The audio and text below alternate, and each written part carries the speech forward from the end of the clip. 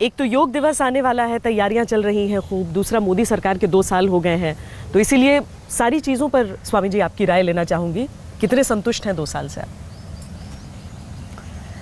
देखिए, मोदी जी की नीयत अच्छी है और उनके नेतृत्व में पूरी दुनिया में भारत का सम्मान बढ़ा है। ये भी सारा देश देख रहा है कि आज मोदी जी जहाँ पर भी जाते हैं, चाहे ऑस्ट्रेलिया में या यूएसए में, यूके में, कहीं पर भी गए हैं, उससे भारत को गौरव मिला है। तो उनकी नीयत ठीक है, उनके नेतृत्व में देश के लोग अपने आप को गौरवान्वित अनुभव कर रहे हैं। और उन्होंने जो नीतियां बनाई हैं, चाहे वो आर्थिक नीतियां हैं, चाहे शैक्षणिक नीतियां हैं, किसानों के लिए जो उन्होंने नीतियां बनाई, जो बजट भी एलोकेट किया, पिछली बार के बजट से उतने संतुष्ट नहीं थे हम सभी लोग, लेकिन इस बार जो बजट बना वो सच में बहुत अच्छा था, जिसमें ग्राम केंद्रित भी था, उद्योग केंद्रित भी था, सर्विसेज पर भी केंद्रित था, माने एक बैलेंस बजट था। तो उनकी नीयत में, नेतृत्व में और नीतियों में हमको कोई खोट नज़र नहीं आता है। हाँ। अच्छा करने की कोशिश करें, 18-18 घंटा मेहनत कर रहे हैं, लेकिन कोई कमियां रह जाती हैं। देखिए ना, अनार के पेड़ के पास हम हैं और इसे देखकर याद आता है कि बाजार में इसे लेने जाएं तो बड़ा महंगा फल है, और सिर्फ यही क्यों, महंगाई ही बढ़ गई है। इतनी सारी चीज़ें, जितनी चीज़ें देखिए, सबकी कीमत बढ़ गई है। देखो, अब ये हम अपेक्षा करने लगे कि मोदी जी अनार भी पैदा करें, खेती में जाकर के हल भी चलाएं, फैक्ट्री भी मोदी जी चलाएं, मैन्युफैक्चरिंग भी, नहीं देखो, मैन्युफैक्चरिंग भी मोदी जी करें। देखिए, ये जो अपेक्षाएं हैं ना, कुछ ज़्यादा हो जाती हैं। देखिए, खेती में मेहनत तो किसान को करनी पड़ेगी जी। जो सर्विसेज हैं, अब आपका चैनल है तो मोदी जी आकर के एंकरिंग थोड़ी करेंगे। ऐसे ही मान लीजिए पतंजलि का अपना फूड प्रोडक्शन यूनिट है, हाँ। तो उसमें जाकर के मोदी जी कोई फैक्ट्री थोड़ी चलाएंगे, नहीं करेंगे। लेकिन तो महंगाई काबू करना तो सरकार की नीति का हिस्सा है।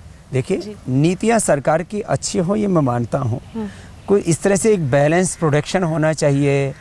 फिर जो भी फूड का तमाम तरह का, डेयरी प्रोडक्ट्स का, वेजिटेबल्स का जो प्रोडक्शन है, उसका प्रोक्योरमेंट अच्छा होना चाहिए।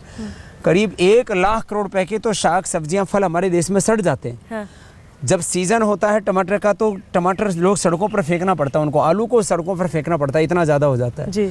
अभी टमाटर मैंने सुना 80 रुपये से 100 रुपये बिक रहा है, और जब सीज़न होता है तब 2 रुपये भी उसको कोई नहीं खरीदता। तो अब उसके लिए जो है हमें मैन्युफैक्चरिंग यूनिट्स लगाने पड़ेंगे, फूड प्रोसेसिंग यूनिट लगाने पड़ेंगे, फिर एक बैलेंस प्रोडक्शन। नहीं तो उस दिशा में आपको लग रहा है कि कदम उठाए जा रहे हैं? देखिए, एक तो सरकार को ना कोई भी कदम उठाते हैं तो 1000 तरह की तो बेवजह की आलोचनाएं झेलनी पड़ती हैं। अब जैसे हम इस देश के अंदर स्वदेशी के लिए काम कर रहे हैं, यदि हमारी जरा सी भी कहीं वो मदद कर दें, अभी तो की नहीं है कोई ऐसी, जरा सी भी कोई मदद कर दें, यदि हमारी वो मदद करते हैं तो हम इस देश को करीब हर साल 1 लाख करोड़ रुपए का फायदा दे सकते हैं, 1 लाख करोड़ रुपए का। और महंगाई का ऊपर हम काफ़ी लगाम लगा सकते हैं, खाली एक फूड के सेक्टर में काम करके। लेकिन जो है, यदि वो हमारी मदद उन्होंने किसी भी तरह से करने की कोशिश की तो कहेंगे देखो, बाबा जी ने क्योंकि मोदी जी को सपोर्ट किया था इसलिए बाबा का फेवर कर रहे हैं। मीन्स ये तो एक मैंने अपना एग्जाम्पल दिया। अच्छा, सपोर्ट से याद आया, इस बार चुनाव होने हैं उत्तराखंड और उत्तर प्रदेश में, और आम चुनाव के वक्त आपने काफ़ी सभाओं को संबोधित किया था, लोगों से अपील की थी वोट करने के लिए। तो इस दफ़ा क्या स्वामी रामदेव भारतीय जनता पार्टी के लिए, एनडीए के लिए प्रचार करेंगे? नहीं, देखिए, उस समय श्वेता एक अलग स्थिति थी, जब देश में चारों ओर से गहरे प्रश्न थे और कहीं से समाधान नज़र नहीं आ रहा था, और एक राजनीतिक पार्टी ने, एक राजनीतिक खानदान ने ये समझ लिया था कि इस देश के ऊपर राज करना ये तो हमारा जन्मसिद्ध अधिकार है, कोई हमें चुनौती नहीं दे सकता। और लाखों करोड़ के घोटाले हो चुके थे, माने एक तरह से पॉलिसी पैरालिसिस देश को हो गया था, देश एकदम ठहर सा गया था और गर्त में जा रहा था। तो उस समय हमने आपद धर्म के तौर पर अपना राष्ट्रीय धर्म निभाया था। अभी हमने अपना जो मूल धर्म है, योग धर्म, अध्यात्म धर्म, सेवा धर्म, योग, आयुर्वेद, स्वदेशी, वैदिक संस्कृति की विभिन्न सेवा के आयाम, अभी हम करीब 500 करोड़ रुपए तो गाय के ऊपर खर्च कर रहे हैं, जिससे कि गाय 25-50 किलो दूध देने वाली गाय हम यही बना देंगे जो ब्राज़ील से मैं अभी अपनी देसी गाय दे रही है। ऐसे ही करीब 500 करोड़ रुपये हम रिसर्च में खर्च कर रहे हैं, और करीब आने वाले समय में कई हजार करोड़ रुपए, माने ये बहुत बड़ा प्रोजेक्ट है हमारा। हर जिले में एक आचार्य कुलम बना, एजुकेशन पर काम करना, इस पर हमने अपने आप को कंसंट्रेट किया है, फोकस तभी किया है। राजनीति से दूर रहेंगे, चुनाव आए चाहे नहीं आए। वो अब मकसद नहीं रह गया। फिर यदि कोई जरूरत पड़ी तो उस समय तो सारे देश को देश के लिए खड़ा होना चाहिए। लेकिन उत्तर प्रदेश के चुनाव इस बार अहम बहुत होंगे, और देखिए चुनाव तो राजनीतिक पार्टियों के लिए तो हमेशा ही अहम होते हैं, लेकिन नहीं, यहाँ तो जनता के लिए भी शायद बहुत अहम चुनाव अहम, और उनमें चुनाव में अहम ज़्यादा होता है। नहीं, लोगों को बहुत चिंता होती है कि वो कानून व्यवस्था सही नहीं है, और इसीलिए लोगों का सरोकार बढ़ जाता है। लेकिन यहाँ पर आपको लगता है कि बीजेपी जैसी पार्टी को एक सीएम कैंडिडेट डिक्लेयर करके चलना चाहिए, लोगों को पता चले किस दिशा में पार्टी जा रही है, कैसा नेतृत्व मिलेगा? देखिए आज आपने कुछ ज़्यादा ही गहरे राजनीतिक प्रश्न पूछ लिए। अब ये माहौल ऐसा है स्वामी जी। तो क्योंकि अब ये बीजेपी पार्टी का एक अंदरूनी विषय है जी, कि वो उनको चुनाव से पहले सीएम कैंडिडेट डिक्लेयर करने में फ़ायदा है या बाद में उनको कैंडिडेट डिक्लेयर करने में फ़ायदा है। जैसे उन्होंने महाराष्ट्र का इतना बड़ा त्रिकोणीय संघर्ष था, एक तरफ शिवसेना थी, एक तरफ कांग्रेस और बीजेपी, और त्रिकोणीय संघर्ष में उन्होंने एक ऐतिहासिक विजय प्राप्त की। ऐसे ही जो है बिना सीएम कैंडिडेट को डिक्लेयर किए। अब ऐसे ही आप हरियाणा को देखिए, हरियाणा में तो आज़ादी के 68 वर्ष बाद कभी भी बीजेपी की पूर्ण बहुमत की सरकार बनने का प्रश्न ही नहीं था। अब इन्होंने यहाँ दोनों जगह सीएम कैंडिडेट डिक्लेयर नहीं किया। असम में सीएम कैंडिडेट डिक्लेयर किया, वहाँ भी जीत गए। बिहार की स्थिति कुछ और थी। तो ये पूरी तरह राजनीतिक प्रश्न है आपको तो लगता है? एक तरह से पूरी तरह से राजनीतिक प्रश्न है। हाँ, अब क्योंकि यूपी के चुनाव में मेरा कोई इंटरेस्ट नहीं है इस रूप में कि जो है मैं व्यक्तिगत तौर पर उसमें भागीदार नहीं हो रहा हूँ, इसलिए कुछ ज़्यादा टिप्पणी नहीं करूँगा। उत्तराखंड में? उत्तराखंड में भी वहाँ तो राजनीति ऐसे ही खंड खंड हो रखी है, और उस खंड बंड राजनीति में कोई क्यों बवंडर करना। ये राजनीतिक दल अपने आप उसको जैसा भी उचित समझें कि क्या उनके लिए उपयुक्त है इस समय जी, क्योंकि प्रश्न तो बहुत है। हाँ। और उत्तराखंड जो है देश की सुरक्षा की दृष्टि से, धार्मिक आध्यात्मिक दृष्टि से, सांस्कृतिक दृष्टि से, और राजनीतिक पार्टियों की तो अस्मिता की दृष्टि से भी बहुत महत्वपूर्ण है। महंगाई को लेकर आपको उतनी शिकायत नहीं है सरकार से, लेकिन काले धन को लेकर आपने हाल ही में कहा था कि शायद आपने ऐसा कहा था कि आप संतुष्ट नहीं हैं कदमों से। ना, ये तो सच है ना। अब देखो, हाँ। चाहे वो स्वामी रामदेव हो या कोई भी हिंदुस्तानी हो, वो काले धन पर जिस गति से काम हो रहा है उससे संतुष्ट नहीं चाहिए कोई भी आदमी, चाहे वो मीडिया के आदमी हो या आम आदमी।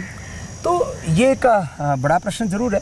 हाँ, बाकी मैंने कहा ना, और दूसरे कामों मुद्दों पर काम हो रहा है। चाहे वेंकैया नायडू जी हैं, चाहे सुरेश प्रभु जी हैं, चाहे गडकरी जी हैं, ये लोग हैं ना, जेटली साहब हैं, तमाम जो खुद हमारे अमित जी शाह जी हैं, तो ये सब लोग लगे हुए हैं। तो माने कुछ तो ऐसी बातें रहेंगी, देखो उनके ऊपर तो हमको जो है सरकार का ध्यान भी दिलाना पड़ेगा। और ये मीडिया में तो जब आप लोग बहुत ज़्यादा पूछते हैं तो देखो हम कुछ छिपाते तो है नहीं, कोई डिप्लोमेटिक हमें ज़्यादा बोलना आता नहीं है, और जो है घुमा फिरा करके भी ज़्यादा नहीं बोलना आता है, सीधी सीधी बेबाकी सी बातें करने बचपन से सीखी है। तो हाँ, काले धन के ऊपर सरकार को और गंभीरता से असरदायक, परिणामदायी कदम उठाने पड़ेंगे जिससे कि काला धन आए। सबसे बड़ी उपलब्धि सरकार की आप क्या मानेंगे इन 2 सालों में भ्रष्टाचार से? सबसे बड़ी उपलब्धि एक तो ये कि कोई हजार लाखों तो बहुत दूर की बात है, कोई हजारों करोड़ का या सैकड़ों करोड़ का भी कोई घोटाला नहीं हुआ। हाँ। दूसरी बात यह है कि ऐसा लगता है कि देश का कोई प्रधानमंत्री है। हाँ। और तीसरी बात एक यह है कि ये सरकार लोगों को काम करने से रोक नहीं रही। माने कम से कम जो काम करने वाले लोग हैं केजरीवाल तो कहते हैं उन्हें काम नहीं करने दिया जाता है। केजरीवाल जी का एक अलग मुद्दा है। वो कहते हैं ना काम करूंगा ना करने दूंगा, ऐसा कहते हैं प्रधानमंत्री। देखिए केजरीवाल जी क्या कहते हैं, वो उनके अपने राजनीतिक उसके हित उसके पीछे सन्निहित हैं।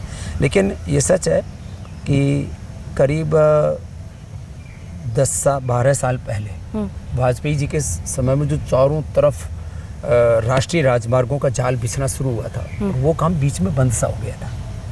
अब दोबारा से गडकरी जी ने ऐसा रात दिन काम करना शुरू कर रखा है। आने वाले 3 सालों में आप देखना देश में जो इंफ्रास्ट्रक्चर है, कनेक्टिविटी है, रोड है, ट्रांसपोर्टेशन, वो बहुत बेहतर होगा। रेलवे में अब सोचिए कि कितने संवेदनशीलता के साथ सुरेश प्रभु जी काम कर रहे हैं। चाहे आज़ादी के 68 वर्षों में मैं कहूँगा सबसे ज़्यादा कोई इफेक्टिव रेल मंत्री मिला है तो वो सुरेश प्रभु। माने वो व्यक्ति जिस तरह से काम कर रहा है बिना किसी शोर शराबे के, वो बहुत बड़ा काम कर रहा है। इसी तरह से चाहे हमारे वेंकैया नायडू जी, कुछ मंत्री तो बहुत समझदार और बहुत जिम्मेदारी से काम कर रहे हैं। तो ये अलग बात है कि मोदी जी ना वोट बैंक बनाने वाला कम, देश बनाने वाला काम ज़्यादा कर रहे हैं। चाहे वो स्टार्टअप इंडिया है, मेक इन इंडिया है, चाहे वो स्किल इंडिया है, चाहे जो है डिजिटल इंडिया है। अभी डिजिटलाइज हो जाएगा सिस्टम तो ट्रांसपेरेंसी आएगी, अपने आप ही करप्शन कम होगा। तो चीज़ें हो रही हैं। लोगों के बैंक खाते खुलवाए तो लोगों ने मखौल उड़ाया, बोले बैंकों में खाते में कोई पैसे तो है ही नहीं। गरीब लोगों को जो भी सब्सिडीज आती थी 80% सब्सिडी तो पाइपलाइन में भ्रष्टाचार की भेंट चढ़ जाती थी। तो गरीबों का खाता खुलेगा तो सब्सिडी डायरेक्ट उनको ट्रांसफ़र हो रही है। आप सोचिए एक प्रधानमंत्री जो है हमारे लाल बहादुर शास्त्री जी थे, जिनके कहने से लोगों ने सप्ताह में 1 दिन का उपवास करना शुरू कर दिया था। ये वो पहले प्रधानमंत्री जिनके कहने से लाखों लोगों ने सब्सिडी छोड़ दी कि भाई अब हम समर्थ हो गए, कोई नहीं, हम जो है छोटी जाति में जिनको बोला जाता है या पिछड़ी जाति बोला जाता है उनमें हम पैदा हो गए, लेकिन हम सब्सिडी का लाभ नहीं लेंगे क्योंकि हम समर्थ हैं। हाँ।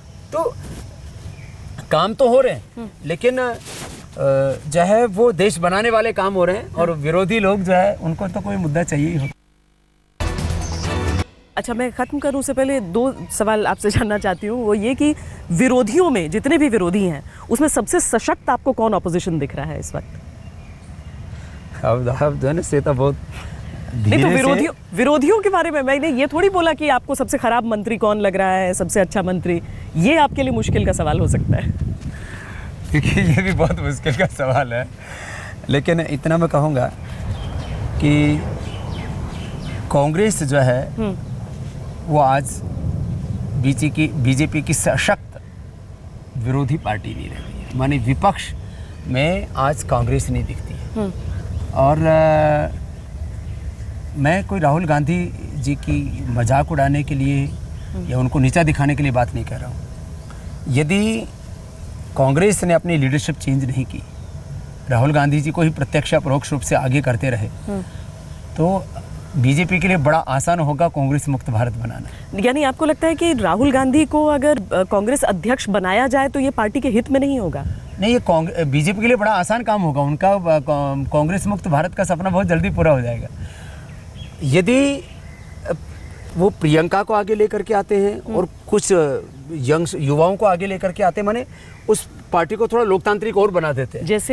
जैसे ज्योतिरादित्य सिंधिया। नहीं, मैंने बोला जो है इसमें बहुत सी चीज़ें हैं जी। माने यदि वो अपने पार्टी के पूरे जो है ढांचे में एक मूलभूत परिवर्तन लाते हैं और प्रियंका को आगे करते हैं, तो हमारे बीजेपी के भाइयों को, मित्रों को थोड़ी मेहनत ज़्यादा करनी पड़ेगी। प्रियंका गांधी बेहतर विकल्प आप कह रहे हैं और राहुल गांधी की तुलना में? बाकी तो विपक्ष में अब पिछले दिनों इकट्ठे हुए थे लालू जी, नीतीश जी, मुलायम जी, देवेगौड़ा जी, बहुत से लोग।